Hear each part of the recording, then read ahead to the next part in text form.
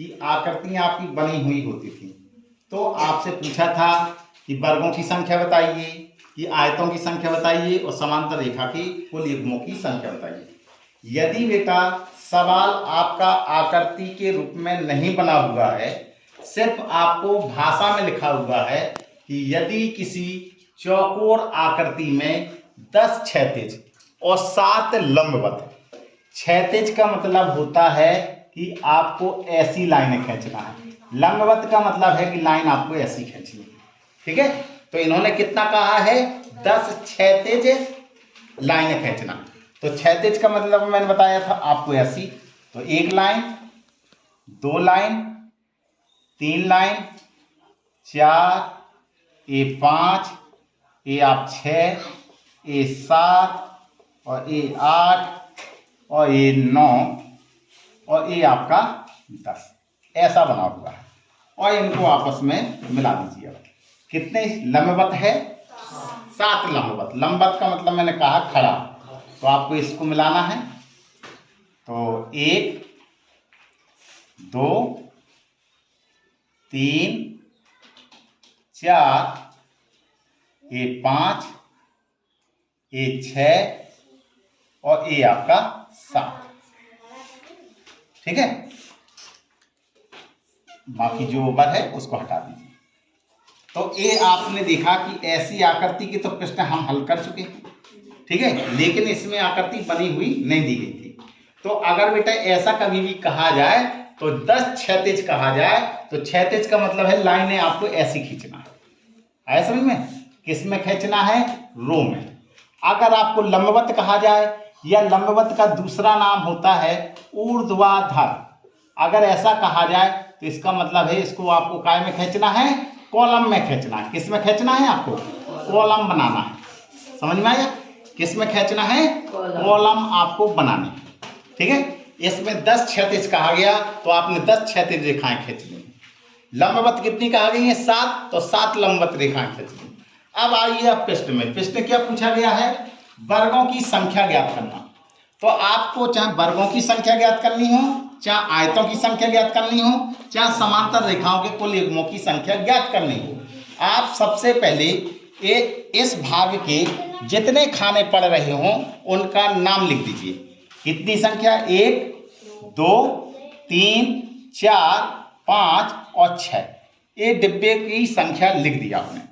अब इस तरफ की जितने डिब्बे हों उनकी संख्या लिख दीजिए। 1, 2, 3, 4, 5, 6, 7, 8, 9। आया इतना समझ में? इतना समझ में आया? अब आपको क्या निकालना है, वर्गों की संख्या। तो वर्गों की संख्या ज्ञात करने के लिए और आपको आयतों की संख्या ज्ञात करने के लिए मैंने आपको एक ही नियम बताया हुआ है कि आप क्या करें कि सबसे पहले इस तरफ का लास्ट अंक उतारें, फिर इस तरफ का लास्ट अंक उतारें। ठीक है, जिस तरफ संख्या बड़ी लिखी हो उस तरफ का बड़ा अंक लिख दें। अगर इस तरफ बड़ा अंक लिखा है तो जी लिखेंगे आगे, अगर इस तरफ का अंक बड़ा लिखा है तो जी लिख देंगे। तो यहाँ कितना लिखा हुआ है, 9, तो 9 लिखेंगे। और इस तरफ कितना लिखा हुआ है, 6, तो 6 लिख देंगे। ये 9 लिखा और ये 6 लिखा। अब इनको घटाते हुए तब तक ले जाना है जब तक कि आपका 1 ना आ जाए। तो 9 से 1 घटाइए 8, इससे 1 घटाएंगे 5, इससे 1 घटाएंगे 7, ये 4, ये आपका 6, ये 3, ये आपका 5, ये 2 और ये आपका 4 और ये 1। जहाँ पे 1 खत्म हो जाए वहीं, जहाँ पर 1 आ जाए आपको प्रश्न वहीं रोक देना है। अब आपको क्या करना है कि इनका गुणा करवाना है। 9 छक 54, 8 पन 40, 7 चौके 28, 36 18, 5 दूनी 10, 4 एकम 4। इन सबको बेटा आप आपस में जोड़ देंगे। क्या करना है, इनको जोड़ना है। तो जोड़ेंगे कितना होगा, 4 8 8 8 16, 16 4 20, 20 4 24, हाँ सर लगा 2, 5 में 2 जोड़ेंगे 7, 7 में 4 जोड़ेंगे तो 11, 11 2 13, 13 1 14, 14 1 15। तो इस प्रकार से बेटा कितने वर्गों की संख्या बनेगी, 154। कितनी बनेगी, 154। यही बेटा आंसर है। अब यहाँ पे आपकी जगह नहीं है, वो आयतों की संख्या। अगर बेटा आपको आयतों की संख्या निकालनी है तो आपको प्रश्न लगाने का तरीका क्या है, तो प्रश्न लगाने की तरीका ये है कि सबसे पहले तो आपको क्या करना है, समांतर रेखाओं के युग्मों की संख्या आपको निकालनी पड़ेगी। क्या निकालना है? समांतर रेखाओं के युग्मों की संख्या। समांतर रेखाओं के युग्मों की संख्या आप निकालेंगे। कैसे निकालते हैं? सबसे पहले इस तरफ का योगफल कर दें, फिर इस तरफ की सभी आकृतियों का योगफल कर दें। गिनिए, 1 और 2 कितना हुआ? 3, 3 3 6, 6 4 10, 10 5 15, 15 6 21। आपको मैंने शॉर्ट तरीका भी सिखाया हुआ था। कभी भी योगफल निकालना हो तो आप लास्ट वाले अंक को लिख दीजिए, उसका एक आगे का अंक लिखो और बटे में हमेशा 2 लिखो। तो 2 3 6, 3 21। या तो आप ऐसा कर लीजिए या जोड़ के कर लीजिए। इस तरफ का भी आपको योगफल निकालना है तो आपको क्या करना है, लास्ट में अंक कितना लिखा हुआ है? 9, आगे अंक कितना होता है? 10 और 2 हमेशा आएगा। 2 पंचे 10, तो 9 पे 9 कितना होगा? 45।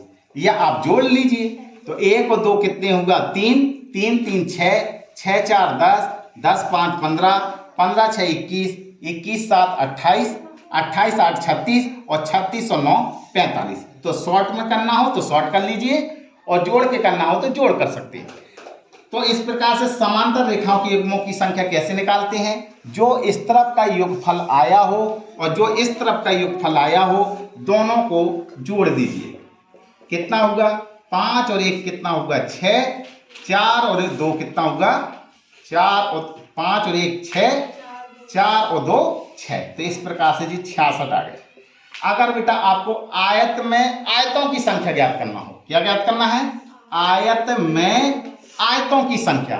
ये आपका बेटा आयत ही तो बना हुआ है। यहाँ कितने हैं? 6 और यहाँ कितना लिखा है? 9। यानी कि कॉलम और रो आपस में बराबर नहीं है, इसलिए ये कैसा है? आयत है। तो आयत में आयतों की संख्या ज्ञात करनी हो तो मैंने आपको बताया था कि दोनों समांतर रेखाओं के युग्मों के जोड़ का गुणा कर दीजिए। आप क्या कर दें? गुणा। क्या करना है? गुणा। गुणा का मतलब होता है गुणनफल। तो आपका इस तरफ का योगफल कितना आया है? 21 और इस तरफ का योगफल कितना आया हुआ है? 45। आप दोनों का बेटा गुणा करवा देंगे। आप गुणा करना जानते हैं। 21 का गुणा 5 में करेंगे तो 21 पंचे 105, हासिल लगा 10। 21 का गुणा 4 में करेंगे, 21 चौके 84 और 10 हासिल का, तो 84 और 10 कितना हुआ? 94। इस प्रकार से आयतों की संख्या ऐसे आप निकाल लेंगे।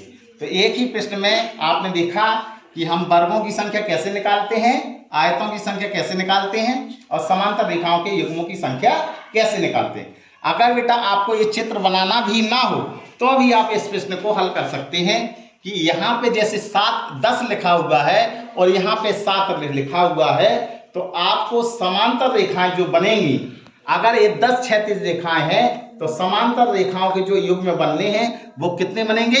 9 खाने बनेंगे। ये 7 लिखा हुआ है तो इसमें युग्म कितने बनेंगे? 6 बनेंगे। तो आप इससे भी जल्दी हल कर सकते हैं। ठीक है।